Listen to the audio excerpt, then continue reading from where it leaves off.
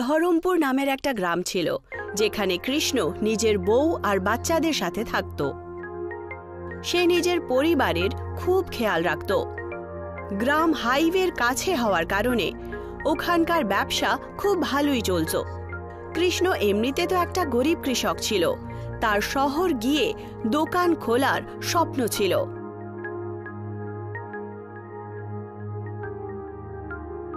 মায়ের কথা আমার শুনে নেওয়া উচিত ছিল, তাহলে আজ আমাকে এত চিন্তিত হতে হতো না, আর নিজের ভবিষ্যৎ তোমার সাথে দেখতে হতো না। তুমি সকাল সকাল আমায় খোটা দাও কেন বলো তো? আরে নিজের মায়ের বাড়ি কেন চলে যাচ্ছ না? আরে এখানে অন্তত পক্ষে তুমি দুবেলা দুমুঠো খেতে তো পাচ্ছ, তাই না? ওখানে তুমি গেলে কি পাবে বলো তো? দেখো গো, তুমি আমার সাথে যা খুশি বলতে পারো, কিন্তু আমার মা বাবার ব্যাপারে কিছু বলো না। আচ্ছা ঠিক আছে ঠিক আছে, কিন্তু তুমি এরকম চিৎকার করছো কেন? বাচ্চারা কতদিন ধরে বার্গার আর পিৎজা খায়নি, ওদের জেদ যে এখন ওরা বাড়ির খাবার খাবেই না। আরে তুমি তো জানো গিন্নি, এইবারে চাষে বৃষ্টি হওয়ার কারণে আমার কত ক্ষতি হয়ে গেছে। তার উপর আবার নীলগাই কত চলে এসেছে, এখন তো আমরা চাষবাস করতেই পারি না বটে। এটা আমি তো বুঝতে পারি, কিন্তু বাচ্চাদেরকে কে বোঝাবে?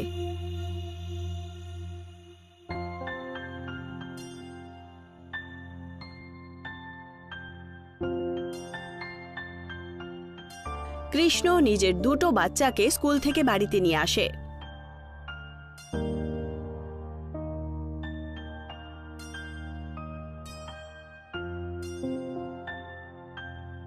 বাচ্চারা বাড়ির ভেতরে আসার পরই প্রশ্ন জিজ্ঞাসা করে, বাবা, আমার পিৎজা কোথায়? পিৎজাও নেই আর বার্গারও নেই, এখানে তো কিছুই দেখতে পাচ্ছি না। হ্যাঁ বাবা, আমার সমস্ত ক্লাসমেটরা টিফিনে বার্গার আর পিৎজা নিয়ে আসে, আর আমরা শুধু লাউ আর ঢেঁড়সই খেতে থাকি। খুব লজ্জা হয় আমাদের। এই তোমরা দুজন চিন্তা করো না তো, আমাদের সময়ও পাল্টাবে গো, আরো কয়েকদিন অপেক্ষা করো। কৃষ্ণ আর বাচ্চাদের কথা শুনে সায়ার চোখে জল চলে আসে। তখন সায়া কৃষ্ণকে বলে, আমি কিছুদিনের জন্য বাচ্চাদেরকে নিয়ে মা বাবার বাড়ি যাচ্ছি। আমার ভাই ওদেরকে সমস্ত জিনিস এনে দিয়ে দেবে, যেগুলো তুমি দিতে পারছো না।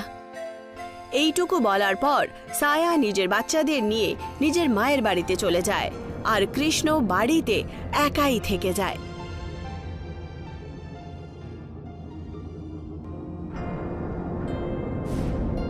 আমার বউ আর বাচ্চাগুলো আমার থেকে দূরে চলে গেল গো।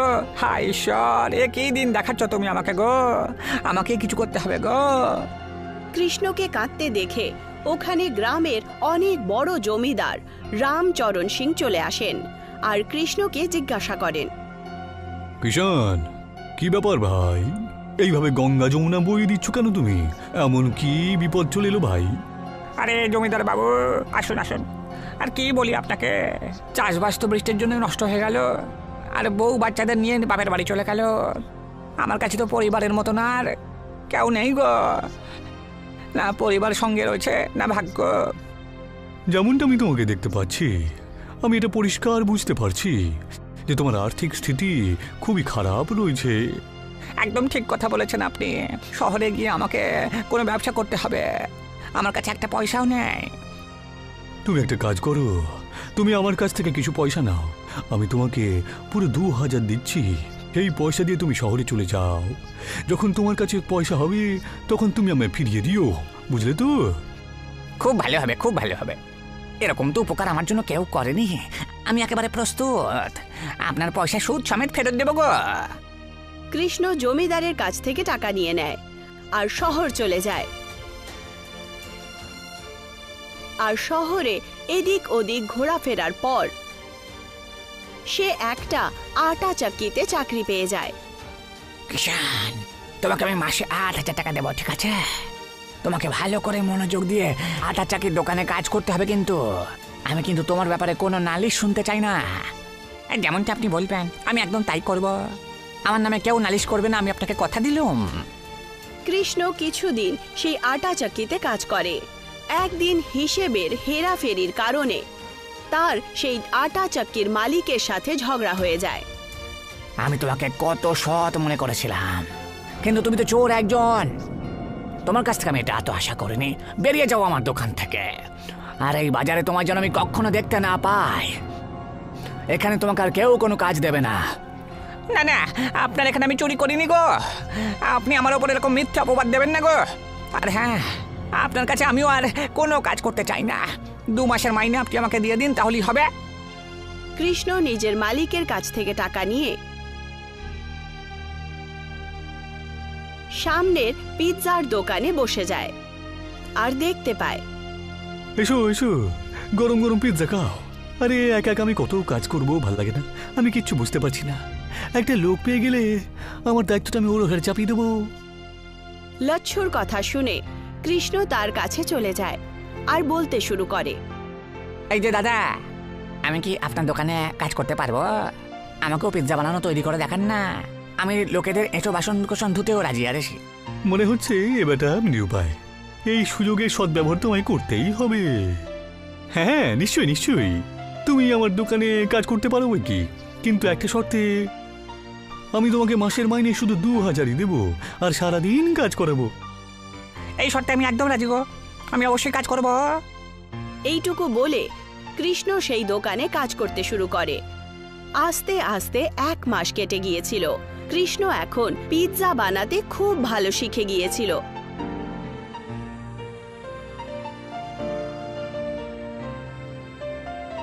একটু পয়সা জমা করে নেওয়ার পর কৃষ্ণ নিজের বউ আর বাচ্চাদের সাথে দেখা করতে নিজের শ্বশুর বাড়িতে যায়, যেখানে সে দেখতে পায় যে তার বাচ্চারা জুতো সেলাই আর সেগুলো পলিশ করার কাজ করছে, আর তার স্ত্রী ছায়া লোকেদের বাড়িতে বাসন মাজছিল।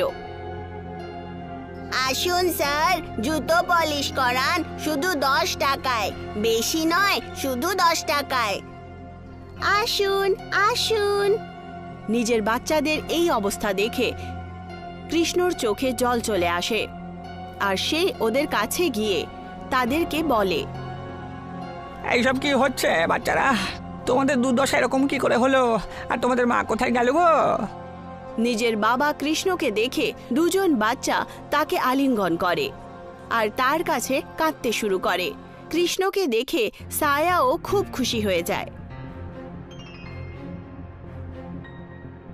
আর কৃষ্ণকে বলে ওঠে, আমাকে ক্ষমা করে দাও গো, আমার ছোট্ট ভুলের কারণে অনেক বড় গন্ডগোল হয়ে গেল।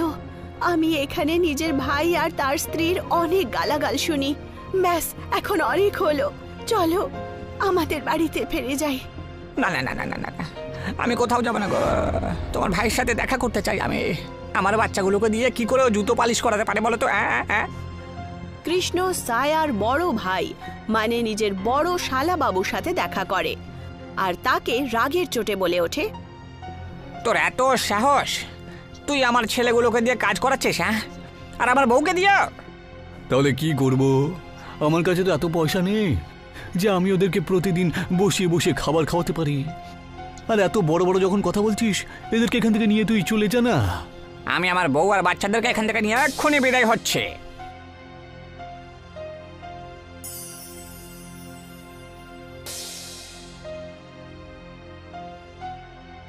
কৃষ্ণ নিজের বাচ্চা আর স্ত্রীর সাথে নিজের গ্রামে চলে যায়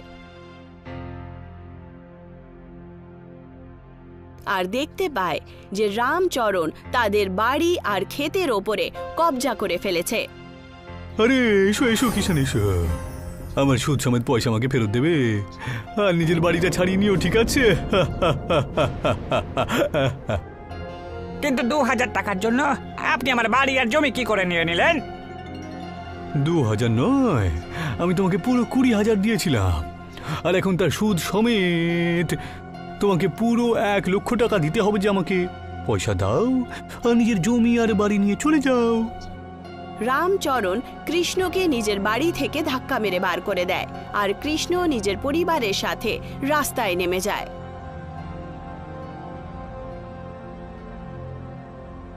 আর তখন কৃষ্ণ নিজের বউ ছায়াকে বলে, তুমি চিন্তা করে না গিন্নি, আমার কাছে একটা উপায় রয়েছে গো, যেটা আমাদের করতেই হবে গো।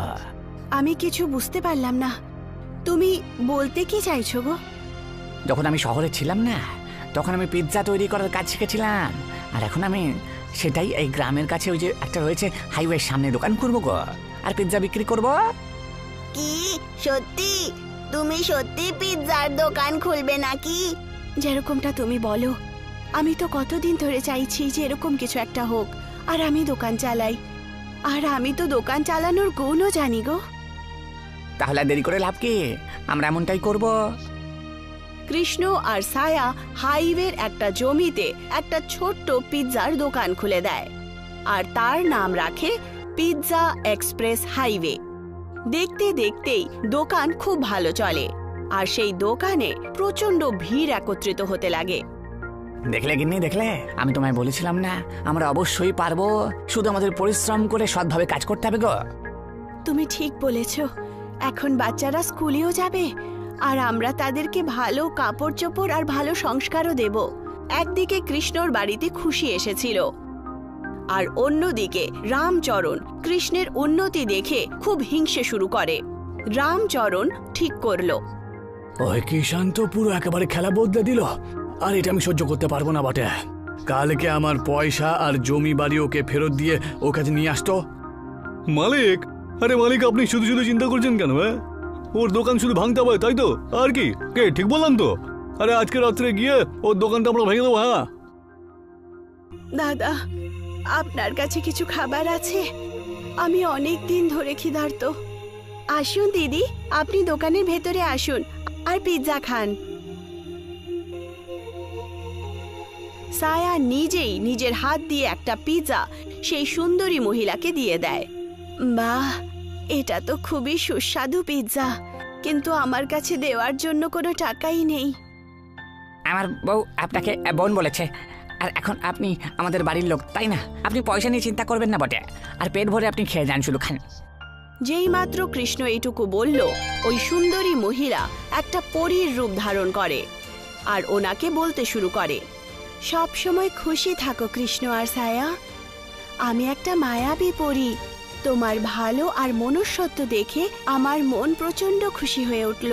এখন থেকে তোমরা যেই পিৎজাই বানাবে সেটা বিশাল পিৎজা হয়ে যাবে, আর একটা পিৎজা খাওয়া মাত্রই সবার পেট ভরে যাবে। তোমাদের দোকানে এখন কেউ ক্ষতি করতে পারবে না। সব সময় খুশি থাকো। এইটুকু বলে সেই পরী ওখান থেকে চলে যায়, আর কৃষ্ণ আর ছায়া সেই পরীর আশীর্বাদে অনেক বেশি খুশি হয়ে ওঠে।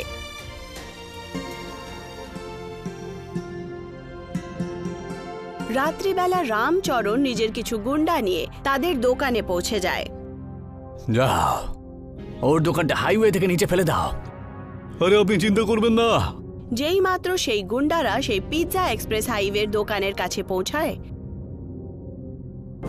সামনে থেকে একটা গাছের ডাল খুব দ্রুত গতিতে তাদের দিকে আসে, আর তাদেরকে নিজের সাথে তুলে নিয়ে গাছের ওপরে নিয়ে চলে যায়। বাঁচাও, আরে বাঁচাও, এখান থেকে নিচে নামো, শিগগিরই বাঁচাও আমাদের। ওদের আওয়াজ শোনার পর ওখানে কৃষ্ণের পরিবার চলে আসে আর বলতে শুরু করে, খুব মজা হলো। রামচরণ কাকু তো গাছের ওপরে বাঁদরের মতো ঝুলেছে। আরে হ্যাঁ, যেমন কর্ম তেমন ফল। আমায় ক্ষমা করে দাও কিষান, আমি অনেক বড় ভুল করে ফেলেছি গো। আমি এরপর থেকে আর তোমার পরিবারকে তোমাকে কখনো বিরক্ত করব না। শায়ের ভাইকেও তো আমি পয়সা দিয়েছিলাম যাতে তোমার স্বামী খুশিতে থাকতে না পারে। শুধুমাত্র তোমার জন্য আমার পরিবার কত কষ্ট কাটিয়েছে, এর ব্যাপারে তোমার কোনো ধারণা আছে? যাও, এবার থেকে তোমরা এরকম যন্ত্রণা পাও। কৃষ্ণ আর ছায়া ওখান থেকে চলে যায়। রামচরণ নিজের ভুল বুঝতে পেরে যায়। সেই গাছ তাদেরকে নিচে নামিয়ে দেয়।